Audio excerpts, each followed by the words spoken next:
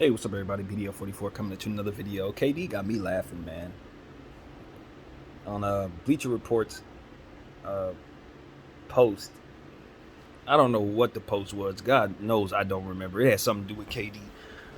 But Ryan Davis, a comedian, had something to say about the post. Essentially, he was saying that KD don't know how to win championships. That's what the post was.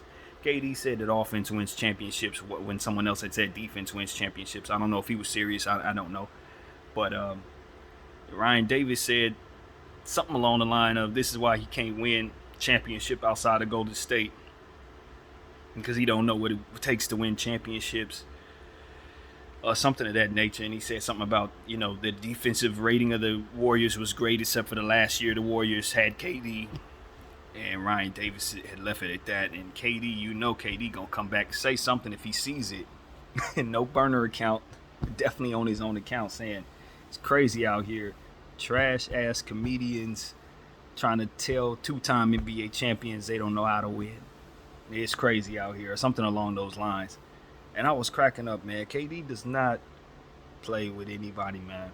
If you're gonna have something to say about KD, you have to understand if he gets a whiff of it, he's gonna have something to say about you, excluding nobody.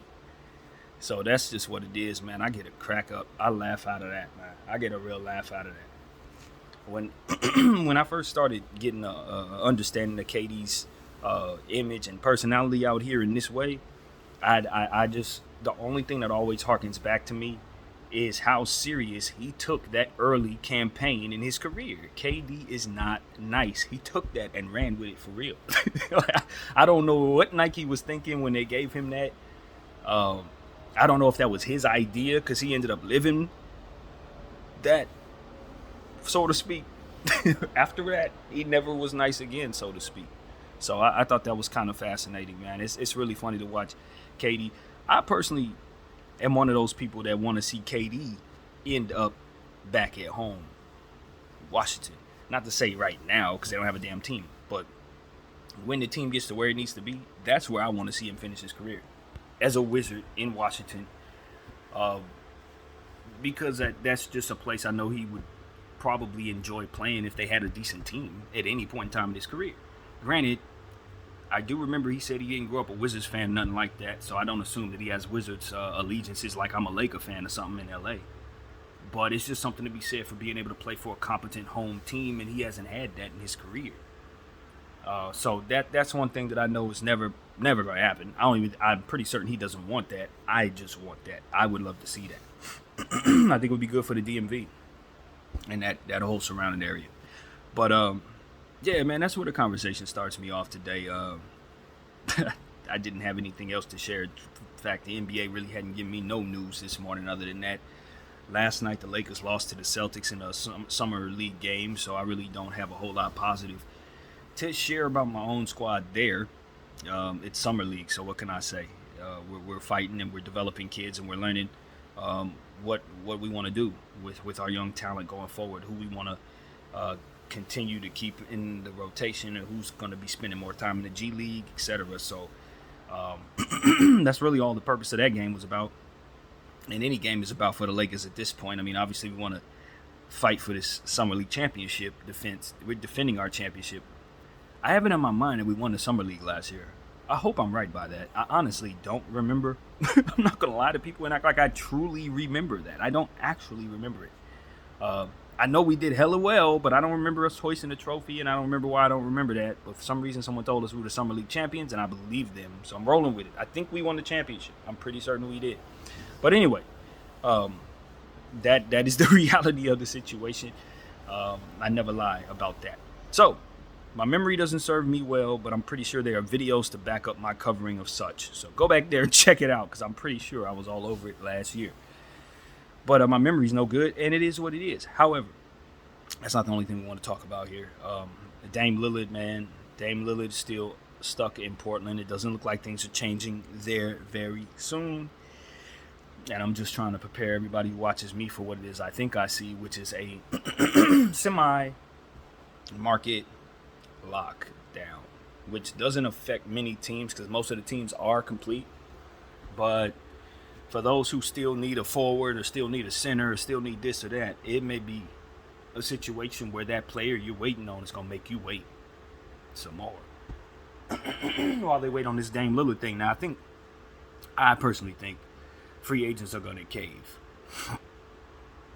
if there's something to cave into. Meaning, I think free agents are just going to pick up a pen and sign somewhere if this doesn't get resolved. However, I'm not certain that those opportunities even exist.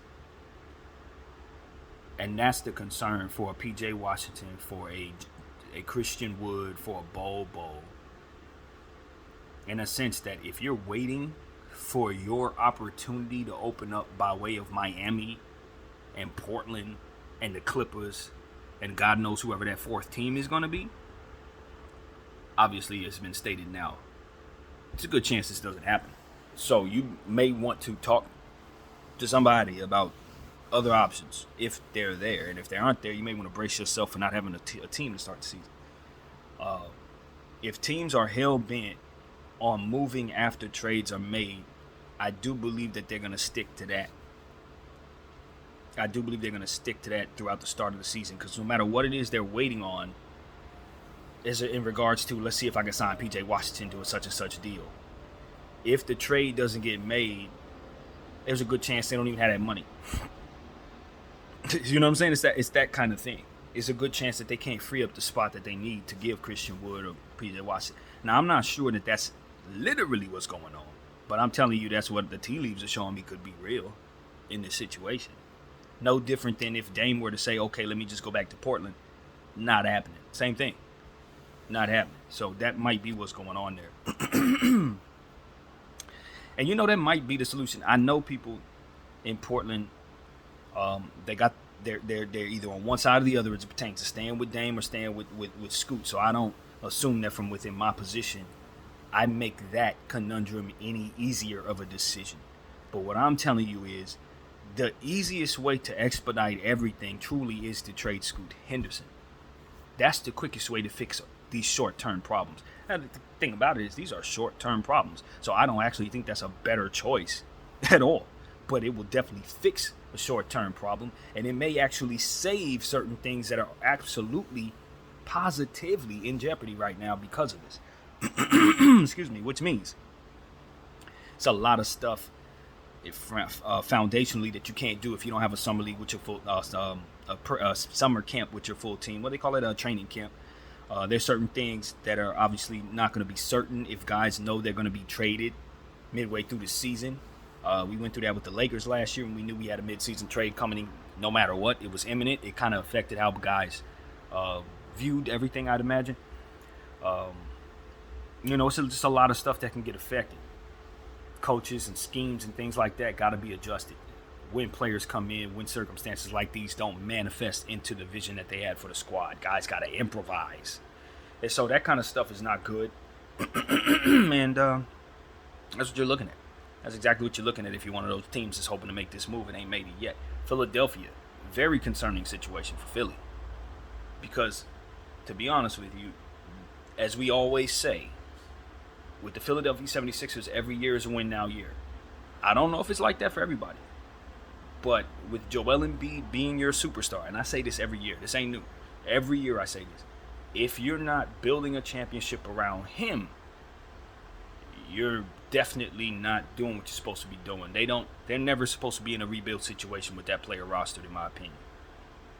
And so their situation with James Harden being such a big piece, $35 million worth of player, demanding out right now when nobody's able to move to a spot likely that ain't got nothing, just like the Dame Heat situation.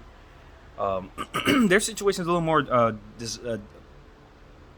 they're a bit more, their situation is more dire, I guess, because of it. You need to be building around Joel in a way that seizes the moment on his health. He is a healthy player that doesn't often stay that way. Between him and Anthony Davis, since his career began, Anthony Davis has played more basketball than Joel Embiid on an NBA floor. That has a lot to do with how they sat Joel Embiid the first 3 or 4 years of his career. So there's an asterisk on that. No different than the Celtics championships versus the Lakers championships. They got all of them in the 60s. But that don't mean nothing as it pertains to going forward, how we look at the usage on Joel Embiid versus the winning that is taking place because of the decisions of the organization itself. They haven't built properly around him. Anthony Davis got a championship and possibly another one coming his way because the team has done enough during the 5 years he's been here. And it's been only 5 years to get him a championship and to keep him in contention a good most of those years. And when he wasn't in contention, it was because his number one guy, Bron, was probably out.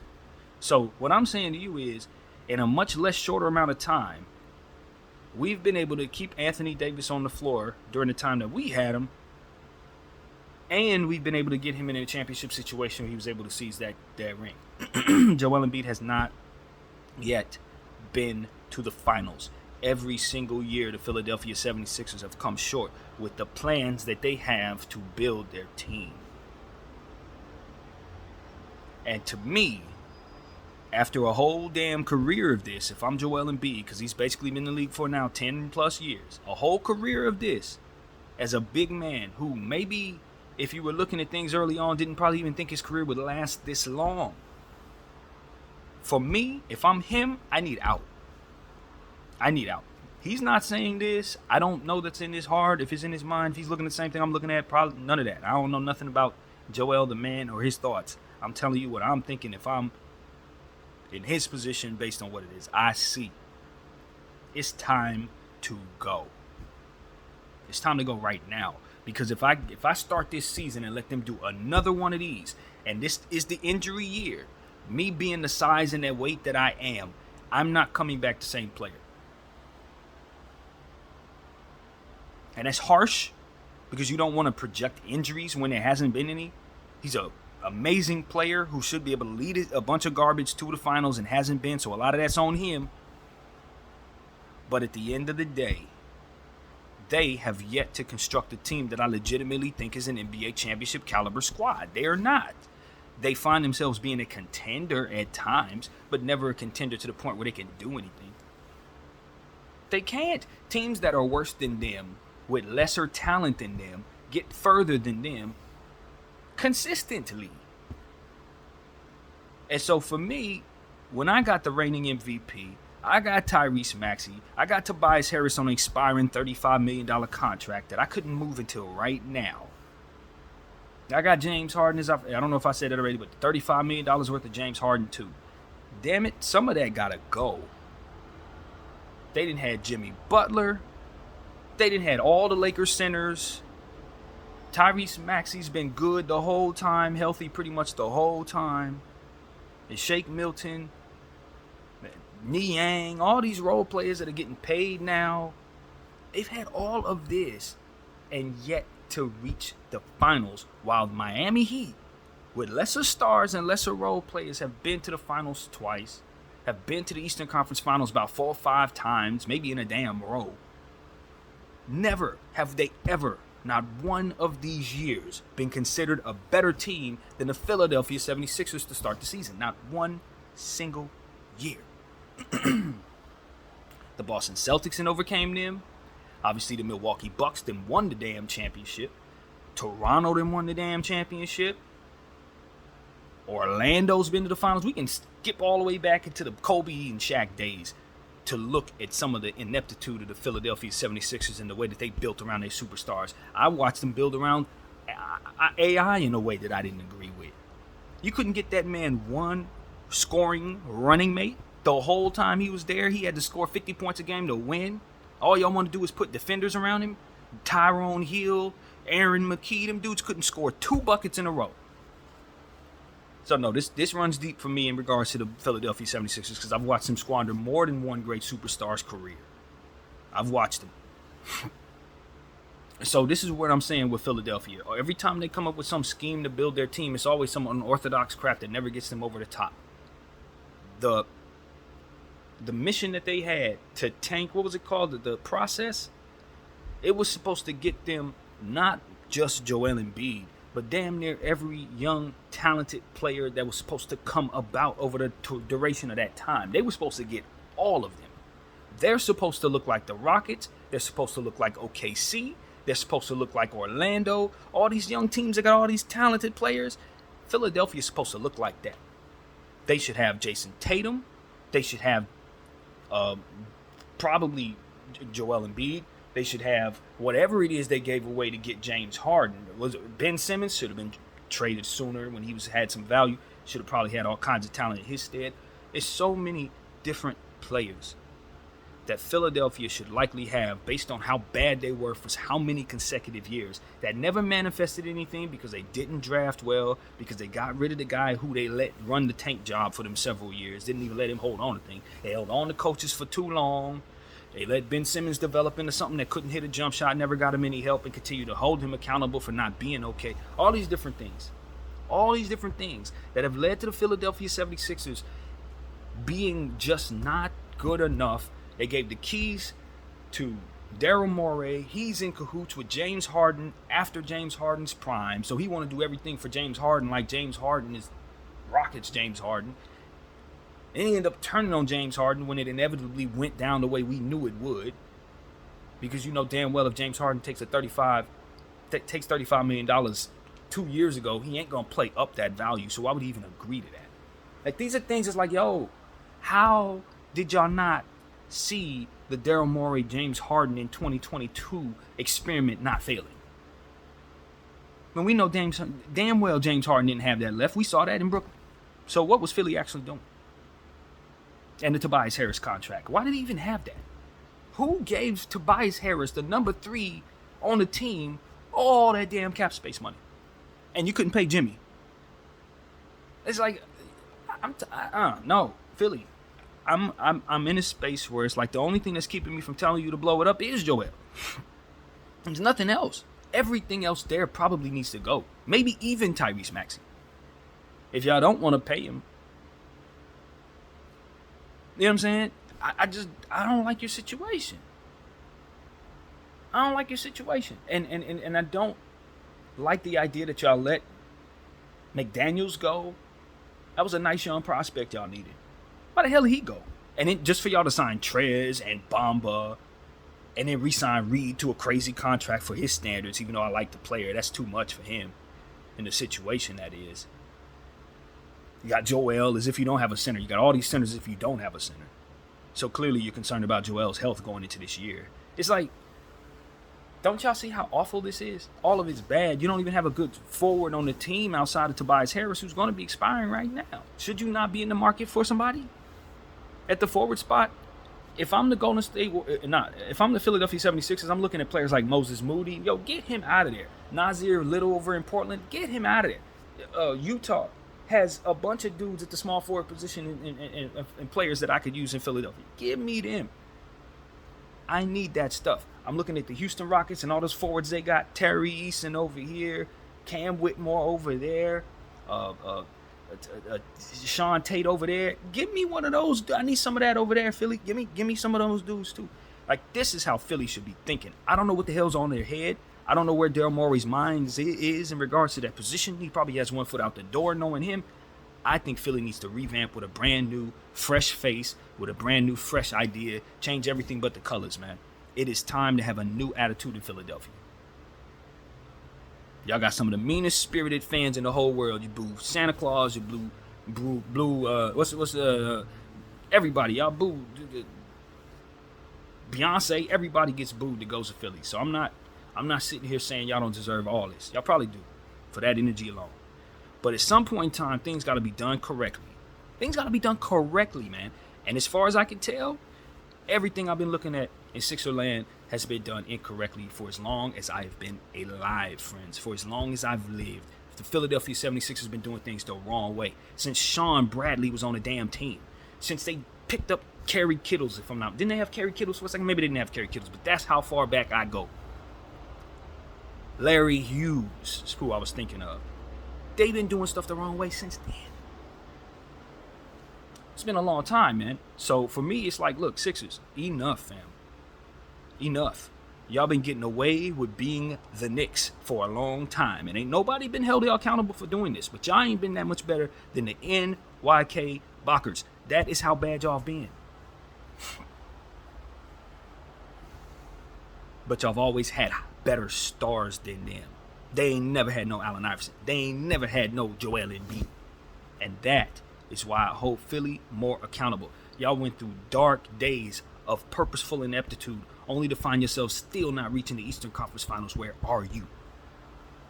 And I'm not looking at Joel, because Joel ain't had a proper team being built around him yet. Not one team. I have yet to see a good championship caliber team around this man since Jimmy. Jimmy was the only time, yo. And y'all ain't want to keep Jimmy, but y'all kept Tobias. Look, I like Tobias Harris as it pertains to him being a high-level starting role player, a KCP level kind of guy as it pertains to, I'm going to get high-level production from him, and I'm going to love that. Back in the day, if you remember the Kings, I'm thinking Doug Christie, Bobby Jackson, that's the level, fam. That's the level. He ain't even Peja. Peja was an MVP candidate. That ain't where Tobias at. He in the Robert Horry, Rick Fox range of things as it pertains to high-level role players you can count on, you love them. Maybe a little higher level than that, respectfully, for his individual talent, but he ain't got a higher role than that, and that's the point. I'm not paying him no $35 million. It's the same thing I said about the Jeremy Grant contract in Portland this year. There's no way in hell you play a player that caliber, that money. Then you only going to ask him to do that amount of stuff. There's no way. You don't give that much of your cap to that player. Why? Because he doesn't go high enough of a ceiling to be able to drag everything else. But he's sure enough to get paid too much to drag everything down. And that, my friends, is the science behind what it is we're talking about. There's no way in hell. It's the same reason why you don't pay George Niang all the money he got made. The same reason you don't pay, the same situation, Max Strus all the money he got. Because now you're giving that little of a player that much of the cap. So where's everything else? That's going to make them better. That's going to make it so that the stars who are ahead of them got enough. It ain't never there because the middle stuff is eating up too much. That's Philly's problem. That's Cleveland's problem. That's many other teams around the league problem. And they think they're deep because they've paid those players who have good names as role players too much money. So they think we got role players. Yeah, but where's everything else? You don't have it because you didn't afford to put it on the team. So that's why it's not going to work. It's only one Denver. They're the only team I believe that can do that. They can win a whole championship with only 8 players in rotation. They're the only team that can do it. And even they're not going to be able to do it twice. So I'm telling you, if y'all don't start investing in affordable, high-level talent, like the Lakers are, find your Max Lewis, find Max Christie's, find your Austin Reeves and your Castletons. If you don't find a healthy dose of them dudes all over this league, each and every one of these teams I've already mentioned, Philly, New York, all these dudes ain't doing it right. If you don't develop these players the way that the Lakers are, you're not getting out of the hole you're in. And you're going to fall short, and your superstars are going to be looked at as guys who can't get it done. And it's going to be a collaborative effort on everybody's part, as it always is. So that's why we talk the way we do. It's why his team ain't as good as it needs to be, because they ain't developed the talent in the roles necessary. Jeremy Grant should have never left Philly. Rashawn Holmes should have never left Philly. There's several players of that caliber that should have been there, that should have stayed in an affordable range that would have made them as good as they were supposed to be. But because those players never stuck around, they never Paul Reeded those guys and kept them around, they don't have nothing. Every time they get something, they don't keep it unless they absolutely shouldn't, or it's a superstar. That's the only way it works in Philly. Either it's a superstar or we're paying it too damn much. And so this is what I got to say from afar. I've been watching that team for as long as I've been alive. I think maybe it was the first or the second basketball game that I went to had them involved in it. I think it was the first. Might have been the second. But however it went, it was a preseason game that Allen Iverson and Kobe Bryant were supposed to both be in. I don't think Iverson got off the bench. He might have played a minute and a half, and Kobe, his rookie year, didn't even get off the bench. So unfortunately, I didn't get a chance to watch them. But that's what it was. Their rookie season, 1996. That's how far back my understanding of the Philadelphia 76ers goes. That far. So understand what I'm saying to you. They've been bad. Some variation of bad. All but one of those years. All but one. 2001. That's it. Other than that, fall short or just flat out not good enough. So that's why, in my opinion, they're no longer fit to have Joel. Unfit keeper of the MVP. No more lying about the Sixers. Daryl Morey and all them dudes, they doing things wrong. I don't like it.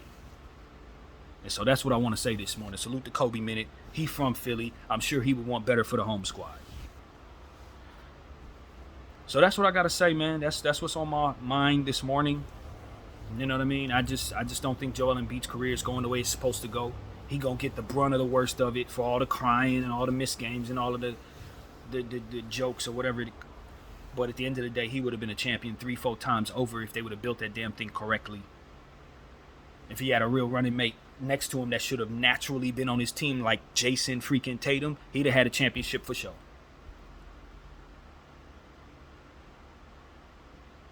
Hell, if they would have just developed Markelle Fultz properly, he'd be a hell of a player to have in rotation right now. If they'd have just developed him properly. I know he had the shoulder thing, but after that, look at who he is right now. Look who he's about to turn into right this season. I could argue if he gets a spot to be a point guard by himself, he'd probably be an all-star soon. Markelle Fultz, the guy that they traded up to get, traded away from Jason Tatum to get. Yeah, later on, down the road where we are right now, it's a very competent point guard, better than competent even. Better than competent. And so that's where I'm at with that. It's like, yo, I told y'all not to give up on that player. Told you. I told y'all back then, if you find out it's not a neurological issue and that shoulder really is something wrong with it, man, he going to turn into what it is you thought he was going to turn into. And here we are. I think the Orlando Magic should probably look to move Markelle Fultz because just like KPJ in Houston, he's too good for the role. And that's the problem with all the guards in Orlando. All 5 of the ones that are going to be in regular rotation or in that mix, they're too good to be in that type of rotation, in my opinion. Davion Mitchell style, Tyrese Halliburton back when he was with Sac, same situation. Because now you're looking at Anthony Black, Jet Howard, Cole Anthony, Jalen Suggs, and another player also in the situation. And Markelle Fultz. So that's like 5 guards that I could argue could be starting every one of them. Every one of them. Even Suggs. In certain situations, depending on the squad, they need him to be a high-level role player on their team right now. With upside to turn into something else. You put him on the Clippers, he likely takes a starting point guard position. So, like, this is the type of stuff I'm talking about. It's like, yo, if you have all this Orlando, which you do, but you know you don't have to roll to get those players, hoarding them and keeping them on your team doesn't make for a good situation in the long run. Because, yes, you got high-level role players, but eventually they're going to skedaddle. And you didn't develop them to where they need to be, so they're going to be great discounts for the teams they go to next, etc. You ain't use them that much, so they got low mileage on their legs, and you never realize the value in any of that. This is what's going to happen to Orlando Magic. They're going to probably choose the wrong kids, send the wrong guard out, and that guard is going to come back and be better than the guard they keep. That's just kind of how this usually goes. Especially when you don't necessarily know better than to do some of the stuff that they've done this offseason. The front office like that, with all due respect, it's going to make another decision they shouldn't make. I just see it coming, man. Nobody should have taken Jet Howard that early. You should have traded down. You should have traded down. And we all know it. There's no reason to take Jet Howard that soon. So, these are the type of things that we just understand coerce you into misevaluating talent going further, and we're not confused by that. So, that's what I have to say about Orlando. They need to shave off some of those guards, just like Charlotte does, just like Sac does, just like so many other teams. OKC, shave off some of those guards so that the ones you have can be showcased properly and you can get the most out of everybody. Because if you don't, they're going to dip in value and it all tumbles down from there. Them kids too good for that. Those guards in Orlando, way too good for that. Pick a few, let go of 2. And so that's what I want to say to Orlando Magic. Y'all been irritating me, some of the stuff y'all doing. So that's what I got to say there. What else, man? I don't know. I definitely don't want to get into the Lakers. That's a whole nother spiel. But all in all, there's just a couple teams out there that I just know can do better. Houston, they're excited about Fred VanVleet. And I'm trying to figure out if I'm Houston, why did I pay for a point guard? I know I need to get my money somewhere. I know Fred VanVleet's contract for 3 years. It's doable. It can be moved. But why did I pay for a point guard? This is why I do believe that the Houston Rockets may be involved in whatever Dame Lillard Clipper trade for James Harden, Philly something, they're going to be involved because I do see a need for them to subtract. Just like the Orlando Magic need to subtract a guard or two, as we've said, KPJ needs the hell up out of there right now. So let that be very, very clear. Kevin Porter Jr., point guard of the Houston Rockets, needs another team to be on ASAP. He cannot thrive and be in that role on that team, in my opinion. He may play well, but he's not going to thrive. He's not going to get the most out of himself. There's going to be a lot of pressure on the other kids at the point guard position to outplay him and vice versa. And even if they do, they got Fred VanVleet making all that damn money ahead of both of them. Amen Thompson and KPJ. And I'm going to tell you right now, Amen Thompson is the player that I think probably should get that starting spot based on what I've seen in the Summer League. His athleticism, his defensive prowess, his playmaking, height, size, and athleticism. That's the guy for me. That's the one I'm keeping. So, I'm just letting people know that Houston needs to make a move. They need to do something. That Fred VanVleet contract, I'm moving that as fast as I signed it. He ain't going to be there a year from now if I'm running things. All that stuff they just picked up. Dylan Brooks, I'm getting that garbage off of my books. That's a terrible contract for me. Lawndale, fam, I just found Castleton for 3 pennies. I'm not paying Lawndale that. There's no way in hell. Like, these are the type of things out there. I don't understand what you teams are doing, man. I don't know what you're doing. When I look at these undrafted free agents come about, just ball out, I look at a guy like Demoy Hodge. Why the hell am I paying $24 million a year for a role player when the Lakers just found Demoy Hodge in an undrafted market? All them little steals y'all want to get, all them catch and shoot shots y'all got. I can think of players that teams use whole draft picks on just to do the things that Demoy Hodge is doing for us. We want that player because he's this height and he specializes in catch and shoot. He got a hell of a foot injury. We're going to take him anyway because he could catch and shoot. Fool, Demoy Hodge just did that for us at that level that you're looking for. And the risk you're taking on that player, you could have gotten him in an undrafted. Like, these are the type of things that these GMs don't have. They're like, after the fact they see all of this, it's like, oh man, we could have. Yeah, you could have. Instead of giving such and such to this guy, you could have gotten that player for a small fraction of the price, getting the same production. It's like, fams, this is why the league ain't as good as it's going to be when they start doing this. You're going to see the field get significantly better because teams are going to be constructed better because teams are going to get it more so than they do right now. And I just so happen to feel like and believe wholeheartedly that I'm just simply ahead of the game. And we've been talking about it for years, man. The Lakers got on board. They know what time it is. And that's why they're the cream of the crop. That's why everybody's giving them an A for their offseason, because they have it right now before everybody else. I ain't going to say it's because they've been listening to me. I'm just going to say I've been talking this way for as long as they've been doing this. That's all I'm saying. That's all I'm saying. At any rate, I'm proud of my team. I'm proud of myself for bringing this idea to you guys. I'm not a trailblazer in this regard. I took this information from others and paid attention to stuff that just made this fall into place to make absolute sense. All this money y'all spending on role players, all this money y'all spending on trying to find superstars where you can get that same 16 damn points from an undrafted rookie. It makes no sense to give so much of the cap to guys in certain circumstances where we know they haven't done half as much to earn that money, nor do they have half the upside as the Demoy Hodges in the world. So that's where I'm at with it. It's like, yo, give me more two-way capabilities. You gave me 3, give me 7. I want more than half of my team to be capable. Not to say that I'm going to use all 7 for those two ways, but I want to be able to fill up my whole damn bench with two ways. Why? Because I'm Phoenix. Because I'm the Lakers 3 years ago. Because I'm Houston right now. I want to give away all these kids for 3 superstars, and I want to be able to do that. Literally, I want to be able to do that. Not to say that BDF44 believes in that model. I don't. But if I'm to betray the league and go after that model, this is the only way I can eat. This is the only way a team like Phoenix could eat.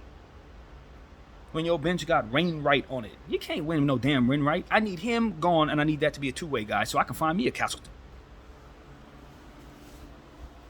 That's the formula, baby.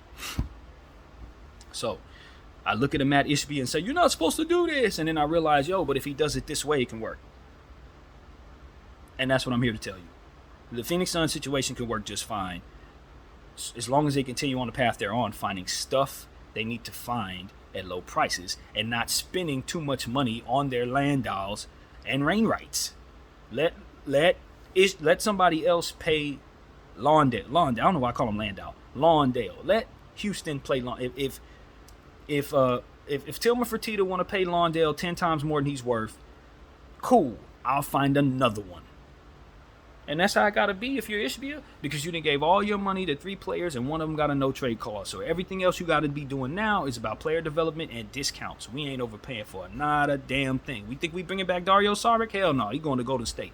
We're going to bring in somebody else. It's going to be at a lower discount and makes more sense for us. And that's why I like what they did. And if they cap it off by taking Bobo from my Lakers, I'll be hurt. But I'll definitely give them a high grade because that's exactly the type of move they need to be making.